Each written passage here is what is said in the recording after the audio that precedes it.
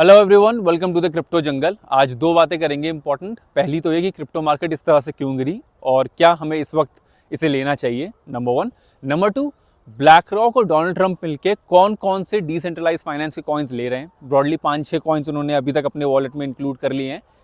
तो पहली बात तो है कि ये हैं कौन से 5-6 कॉइन्स। सेकेंड ये कि what is the underlying reason behind it, कि ये क्यों ले रहे हैं। एंड थर्डली, वो कौन सा नेक्स्ट कॉइन होगा जो डोनाल्ड ट्रंप अपने पोर्टफोलियो में ऐड करने जा रहे हैं।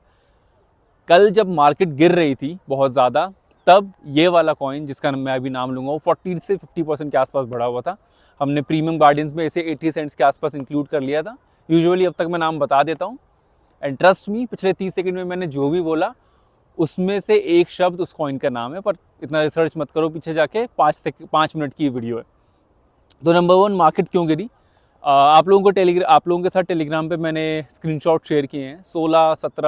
15-16 तारीख से मैं एंटिसिपेट कर रहा था और सभी लोग कर रहे थे जो भी क्रिप्टो में थोड़े बहुत भी एक्टिव हैं कि FOMC की मीट आने वाली है।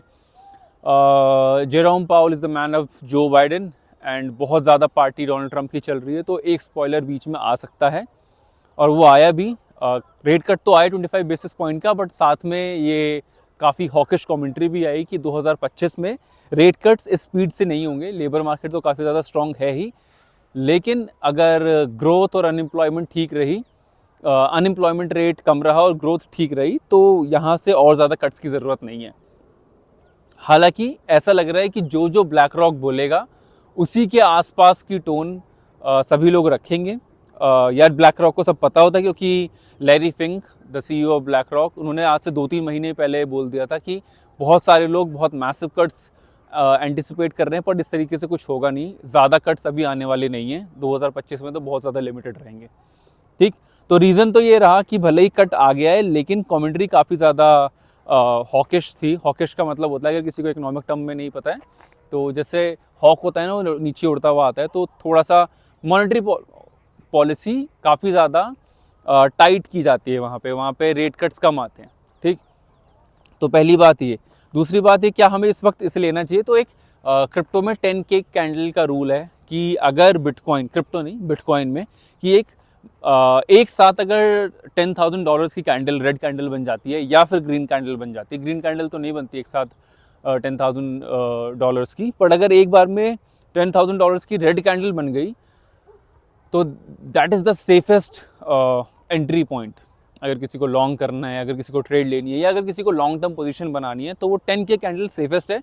रेयरेस्ट ऑफ द सिनेरियोज में 10 में से कभी एक बार ऐसा होगा कि वो 10K वाली भी टूट जाएगी जो 5 अगस्त को हुआ था, और 5,000 वो और नीचे जाएगी। जैसे 63 से 5 अगस्त को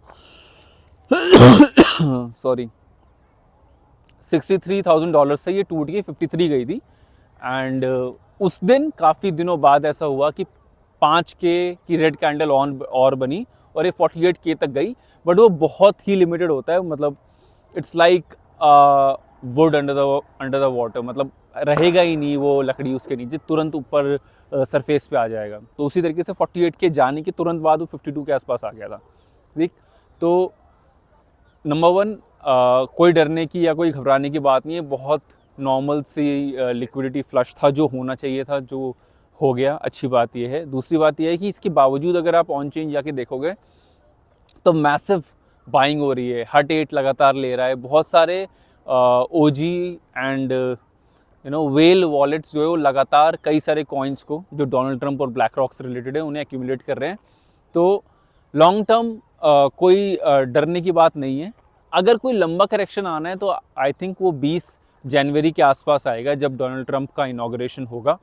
अभी 19 तारीख से 20 तारीख के बीच में एक महीना है। ठीक, एक महीने बाद 19, पिछले एक साल से पता नहीं क्या ये क्रिप्टो और बिटकॉइन को मज़ा आ रहा है कि वो 19-20 के आसपास ही करेक्ट होगा। हालांकि FOMC मीट कभी कभी इसके आसपास पड़ जाती है, तो ये हो सकता है कि वो उस दिन सेल द न्यू सिनेरियो आए। ठीक, तो ये बात यहाँ ख़त्म करते हैं। क्यों गिरा आपको पता चल गया, फेड की हॉकिश कमेंट्री है, एंड बाकी सब कुछ ठीक है, घबराने की कोई बात नहीं। नंबर 2 इज़ कि कौन से कॉइन्स हैं जो डोनाल्ड ट्रंप और ब्लैक रॉक वाले कॉइन्स हैं जो पंप हो रहे हैं। कल आप देखना, इथीना गिरा ही नहीं, पूरी मार्केट ध्वस्त हो गई। DeFi कॉइन एक तरह का लेवरेज्ड बेट होता है मार्केट के ऊपर, उसके बावजूद लेवरेज बेट होता है, मतलब अगर नॉर्मल मार्केट 5% गिरेगी तो DeFi वाले कॉइन्स 10% गिरेंगे। उसी तरीके से नॉर्मल मार्केट अगर बढ़ेगी तो इसमें, क्योंकि ये बैंकिंग सेक्टर टाइप का होता है, जैसे आप देखते हो ना निफ्टी, तो निफ्टी में जब कभी ज़्यादा चोट लगती है तो सबसे ज़्यादा बैंक निफ्टी को चोट लगती है, बैंक्स को लगती है, क्योंकि डिपॉजिट्स, विड्रॉल्स, ये सारी चीज़ें रहती हैं। और खैर, तो जो 5 कॉइन्स हैं जो डोनाल्ड ट्रंप ने अपने वॉलेट में इंक्लूड किए हैं वो है इथीरियम, इथीना, आवे, ओंडो एंड चेनलिंक। ये 5 हैं, एक एक करके इन्होंने इसे इंक्लूड किया। लेकिन थोड़ा सा देखना कि ये वो सारे 5 कॉइन्स हैं जिसके साथ ब्लैक रॉक ने पार्टनरशिप की थी पिछले 1-1.5 साल में लगातार। अपना बिडल टोकन जो है वो ब्लैक रॉक इथीरियम पे लेके आया। उसमें जो स्टेबल कॉइन वाला पूरा चीज़ था उसके लिए उन्होंने ओंडो के साथ पार्टनरशिप की थी। बिडल की पार्टनरशिप ओंडो के साथ हुई थी। चेनलिंक के साथ उन्होंने वर्ल्ड लिबर्टी फाइनेंस ने अपनी पार्टनरशिप की। World Liberty finance Donald Trump का टोकन है। वर्ल्ड लिबर्टी फाइनेंस ने ही आवे के साथ पार्टनरशिप की, आवे ने इथीना के साथ पार्टनरशिप की। कल न्यूज़ आई कि इथीना और वर्ल्ड लिबर्टी फाइनेंस ने पार्टनरशिप की है।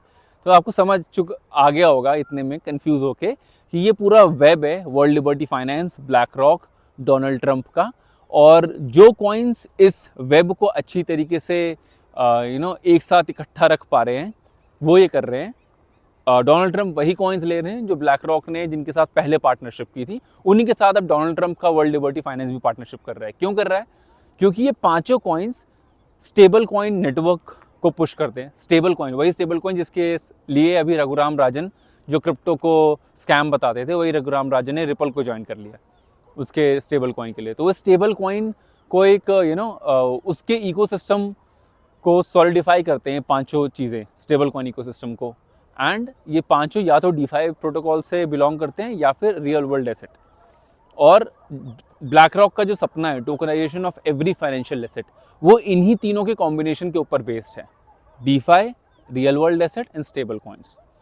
और वर्ल्ड लिबर्टी फाइनेंस का भी ये मानना है, जो डोनाल्ड ट्रंप का मानना, वर्ल्ड लिबर्टी फाइनेंस का ये मानना है कि अगले 100 सालों के लिए अमेरिका का डॉलर, अमेरिका की इकॉनमी वर्ल्ड को तभी डोमिनेट कर पाएगी जब हम खुद ही डॉलर का डीडॉलराइजेशन करने लगे और हम मूव करने लगे स्टेबल कॉइन्स की तरफ। तभी हमें एक एज मिलेगा, वरना ब्रिक्स वगैरह सब तैयार हैं हमें डिथ्रोन करने के लिए और कर भी देंगे वो। तो ये एक वजह थी। अब उस कॉइन की बात कर लेते हैं जो कल से 40-50% बढ़ा, जो हमने 8 सेंट्स पे लिया था और अभी $1.2 खाया, ऑलमोस्ट 50% के आसपास वो बढ़ चुका है। नाम है यूजुअल, मैंने शुरुआत में यूजुअली बता देता हूँ बोला था, नाम है यूजुअल। उसने तो ब्लैक रॉक के बिडल फंड को सिक्योरिटीज़ मैनेज करता है, ठीक। तो कल एक न्यूज़ आई कि इथीना, जिसने ब्लैक रॉक, और कल एक और न्यूज़ आई कि बहुत न्यूज़ रही कल की इथीना डोनाल्ड ट्रंप के वर्ल्ड लिबर्टी फाइनेंस के साथ पार्टनरशिप कर ही रहा है। और Ethena, Usual and securities, they are partnering with each other to solidify this stable coin ecosystem. Market cap आप यूजुअल का जाके देखोगे तो सिर्फ $300 मिलियन के आसपास है।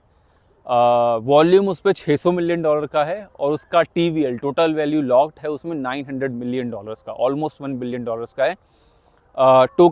टोकन इकोनॉमिक्स जाकर देखोगे, हालांकि सप्लाई 4 बिलियन कॉइन्स की सप्लाई है, लेकिन सर्कुलेटिंग सप्लाई और करंट सप्लाई दोनों आसपास ही है। तो अनलॉक पीरियड ऐसा नहीं है कि तुरंत होगा, वो इस तरीके से कि कंज्यूम होता जाएगा, लोगों के ऊपर डंप नहीं होगा। तो कल मैंने पहली नज़र में जो देखा और जो पढ़ा समझा, मुझे तो काफ़ी अच्छा लगा एज अ प्रोजेक्ट। एनीवेज, तो ये ब्रॉड बातें थी, थोड़ा सा ज़्यादा कॉम्प्लिकेटेड और शायद वीडियो भी लंबा हो गया है, पता नहीं चलेगा या नहीं।